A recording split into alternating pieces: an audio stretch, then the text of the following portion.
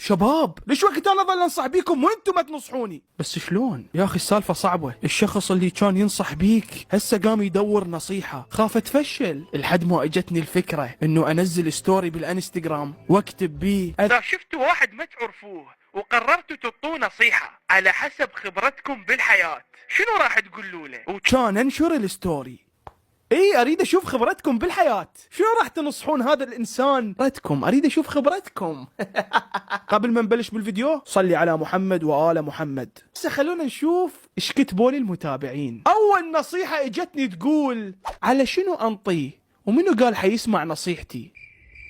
ثاني نصيحة اجتني تقول شي يفيد الحكي ويذنه مقطومة. ثالث نصيحة انا ليش هيك مبتسم؟